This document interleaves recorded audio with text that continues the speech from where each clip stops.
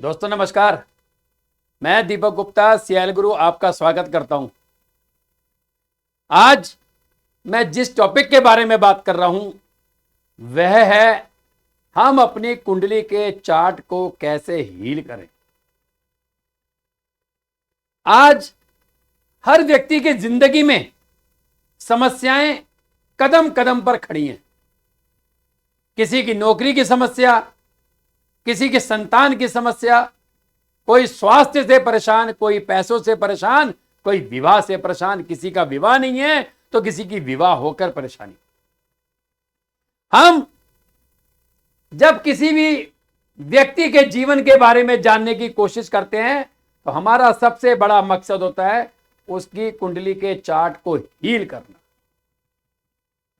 कैसे हील करें?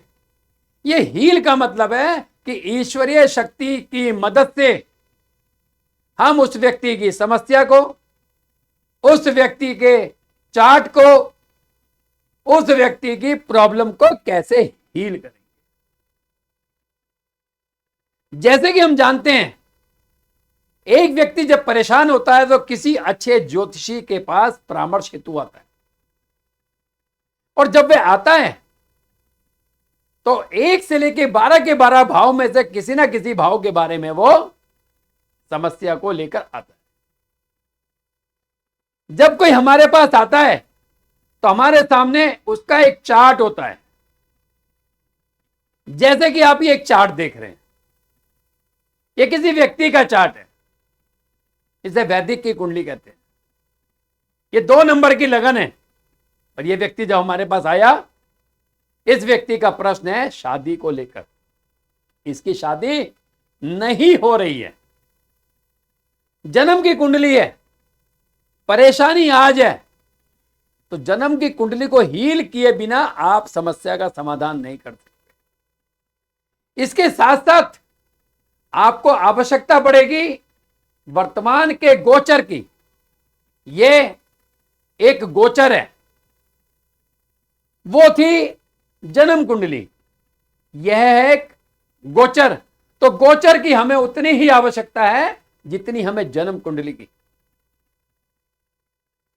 जिस यंत्र के माध्यम से हम व्यक्ति की कुंडली को हील करते हैं, उसकी प्रॉब्लम को हील करते हैं, उसके लिए हमें एक ब्लैंक चार्ट की आवश्यकता है, ब्लैंक कुंडली की आवश्यकता है। जो मैंने आपको चार्ट बताया, उस चार्ट की अगर बात करें तो यहां 2 नंबर की लगन है और समस्या है शादी की। तो आप ब्लैंक कुंडली बनाइए। शादी का जो प्रश्न है वो 7वें घर से देखा जाता है। वो हर प्रकार की विद्या के अंदर 7th हाउस, मैरिज हाउस।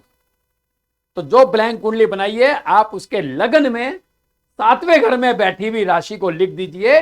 जैसे यहां पर 7वें घर में राशि है 8 नंबर राशि, तो आप जो ब्लैंक कुंडली बनाएंगे उसके लगन में 8 नंबर राशि लिख के कुंडली को पूर्ण कर लीजिए। लेकिन जो ये आप यंत्र बना रहे हैं, जो ये यंत्र बनाने जा रहे हैं, यह यंत्र केवल 2 ही दिन बनता है, या तो अमावस्या पे या पूर्णमासी पे। बाकी और अच्छी तिथि में बनाया जा सकता है, जैसे गुरु पुष्य नक्षत्र हो, रवि पुष्य नक्षत्र हो। तो जो आपने जन्म कुंडली के 7वें भाव में जो बैठी राशि थी, उसको आपने ब्लैंक कुंडली के लगन में लिखकर यथाशक्ति ग्रहों को वैसे ही स्थापित कर दे जैसा राशि में ग्रह हैं। उसके बाद आप गोचर की कुंडली की मदद लेंगे। गोचर में जिस राशि में कौन सा ग्रह बैठा है, जो ब्लैंक कुंडली आपने बनाई थी, उसकी उस राशि में वह ग्रह बिठा दीजिए और गोचर के ग्रह को सर्कल कर देना है। रेड पेन से सर्कल करना है। पता लगे कि अगली बार जब वो आए तो हमने जो इसको बनाकर दिया था वह गोचर वाला ग्रह था। अब हमें साथ साथ यह भी देखना है कि सामने वाला जो व्यक्ति आता है वो किसी ना किसी प्रश्न को लेकर आता है।